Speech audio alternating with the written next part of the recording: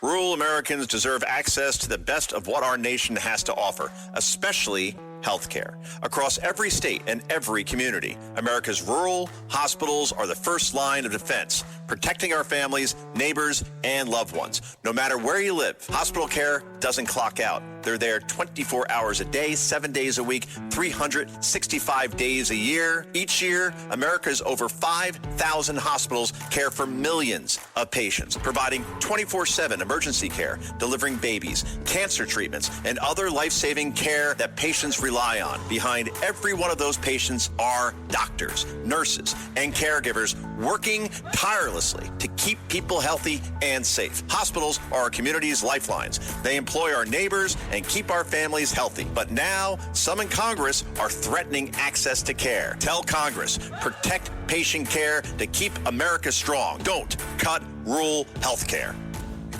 Listen, all you New Yorkers. Excuse me, taxi. Okay, man, we're looking around. This is the 77 WABC minicast.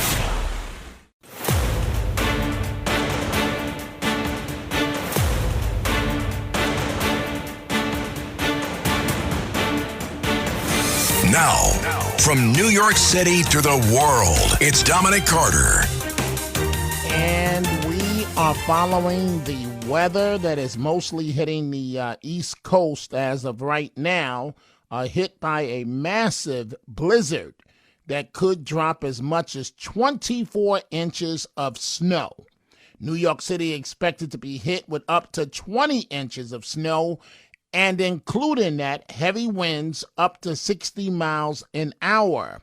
The mayor of New York City, Mamdani, who's been in office for now 2 months, has come under fire, a little under 2 months, come under fire for how he handled the first storm. And we're getting back to your telephone calls in just a moment. Dominic Carter here with you, 800-848-9222. Mamdani doing many interviews appearing on the Weather Channel. We're looking to make sure we have the most accurate, up-to-date forecast. As you know, this has been a fast-moving storm. On Friday, we thought it was going to be 3 to 4 inches, climbed up to 6 to 8, and then it was 13 to 17. Now it's looking at 18 to 22, with some parts of the city forecast for about 28 inches. Yeah, it seems like the years that end with 6 have big snow events here. 96, but I tell you what, I mean, we talk about 96 and 2006, 2016, maybe 26. But let's talk about this last storm. We're still seeing snow on the ground here from Winter Storm Fern. You took a lot of heat in terms of the response for this. Is that criticism viable? I think that what New Yorkers have come to expect time and again is that when we have a storm, we typically see the weather will actually increase in temperature, so that it's not just DSNY, it's also Mother Nature helping us to melt the ice and the snow. What we saw, however, in response to the last storm was a sustained, prolonged cold spell, some of the coldest weather the city has ever seen. And so what we had was that snow hardening into ice. We actually had to have literal ice melters across the city, one in each borough at least, and that was grinding this snow and this ice into liquid. We still have one machine set running at this time. However, what we're looking at with this blizzard is that in the next couple of days, the weather is expected to get back into the 40s by Wednesday, which should greatly assist in the melting of ice and snow across the city. As you mentioned, every single storm is different. That was so different. Cold snow, dry snow. This storm is that heart attack, backbreaking, trying to shovel snow, and maybe 1 to 2 feet of that. Is the city prepared this time around? Absolutely. We are utilizing every single tool at our disposal, and it's not just DSNY. We're seeing it from our Parks Department, from our DOT. It's an all-of-government approach because it's the first blizzard our city has seen since 2016. We're talking about up to 22 inches citywide, up to 28 inches in certain parts of our city, and it's not just the snow. There's also a moderate chance of coastal flooding with 2 to 2.5 feet, and that increases in neighborhoods, whether it be like the Rockaways or whether it be the Battery or even just Staten Island as a whole. And so DEP is working specifically with NYSEM to ensure that we have temporary flood barriers set up in those neighborhoods. But for the snow, we're transforming our sanitation department into the largest snow fighting fleet in the country. 2,200 plows ready to go as soon as we hit 2 inches on the ground. Well, New York's socialist mayor, who happens to be 34 years old and came into the job with no executive experience. Dominic Carter here with you, 800-848-9222. We're about to go back to your telephone calls. Governor Hochul, who has declared a state of emergency in New York State. Here's the bad news.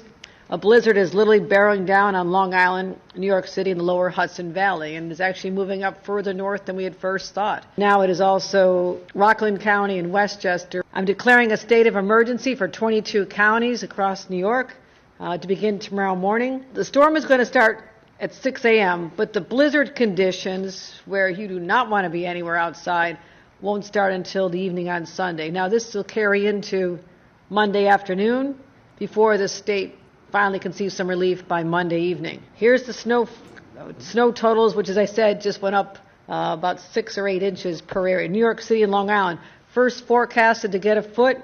We are now looking at 18 inches to 24. Hudson Valley, 12 to 18 inches. Significant amount of snow there. Capital Region, 8 to 12. Rest of state, 2 to 6 inches. I've already activated 100 members of the New York State National Guard. They'll be staged across Long Island, New York City, and the lower Hudson Valley. MTA is closely monitoring this storm and ready to make sure that the platforms and the stairs are salted and all the equipment and infrastructure is ready to operate. Text 333-111 with your county or borough name to receive the latest emergency updates. New Yorkers, we know we're tough, but the best advice I have for you this weekend is stay home and cheer on our Americans as we continue through the final days of the Olympics. And the good news about the Olympics, as I said a little while ago, the men's hockey team won the gold in overtime against Canada.